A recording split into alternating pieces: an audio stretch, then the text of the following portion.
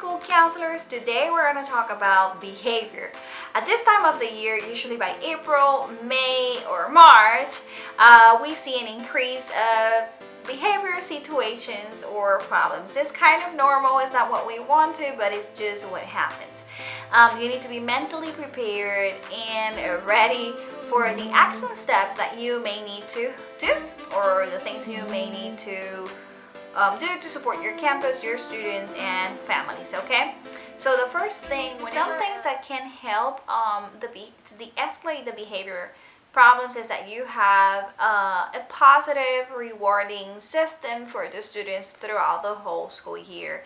If the system's in place, rather if it's BIS, a signature store, if it's like pep rallies or advisory time combined with a fun Friday, and different type of plans that you may have for your school and your program, you should take in consideration what the students want. So make sure that you gather students' voice must be part of it. When the behavior arises, make sure that you communicate with the parent, or the teacher is communicating with the parent same day that the incident happened. Why is it important? If you communicate with the parents and the parent have no idea of what's going on, it's gonna look like both of you are not having the same type of conversations, rather if it's the teacher, you, or the school, or any type of person who worked with the student when the incident happened. The other thing with the little ones, sometimes it helps a power card, or it helps a behavior chart, a behavior log, where you can report to the parents how students is doing. Also, you can put a reward system in place for the student to earn different things that he or she may like, whether if it's iPad time, computer time, drawing time, if it's a chocolate, if it's a tangible item for the student, something that they can earn. The other thing, learn what helps the student to calm down. There must be something, rather if it's talking, rather if it's preventing, rather if it's talking to the student and front load him with the schedule and how it's going to look like, especially when you have substitutes coming in or a teacher leaving early, and all those type of. As a counselor, set up a goal with the student, get to know them. What are the triggers? Where could be some factors contributing to the misbehavior?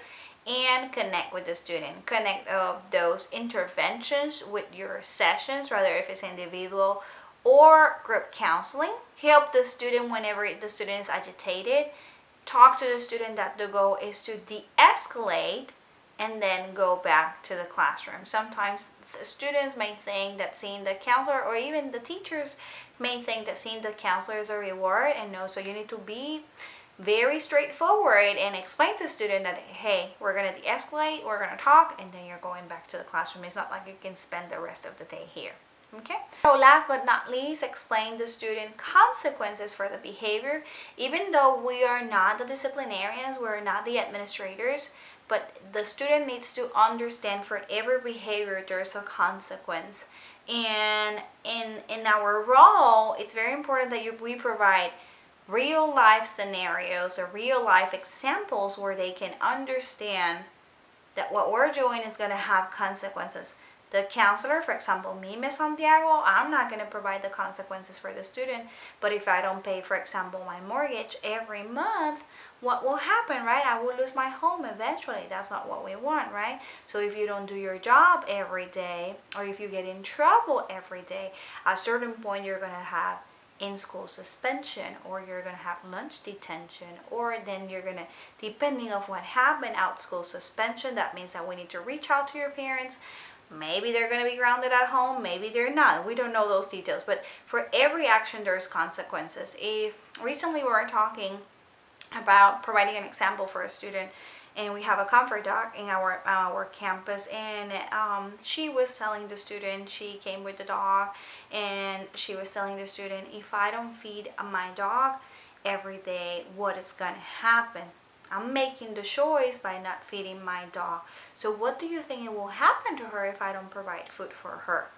So every action has consequences. So the dog can get sick, maybe the dog can die. So let the students bring in those ideas and help them navigate throughout behavior.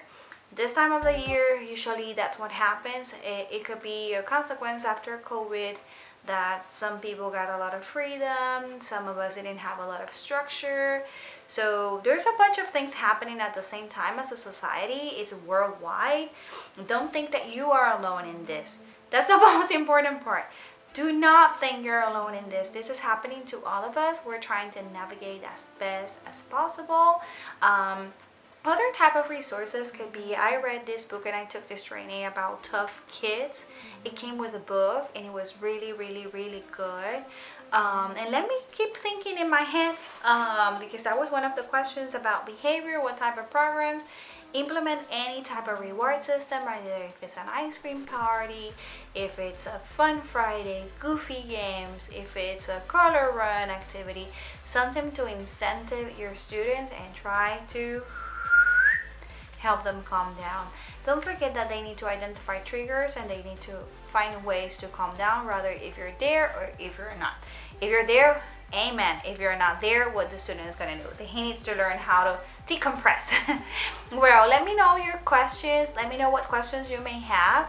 Remember, April 23rd, we're going to have the Zoom meeting at 3 p.m. Clarifying some questions, giving you some tips and hacks, how to organize yourself for the new school year, and so much more. Stay tuned. Bye!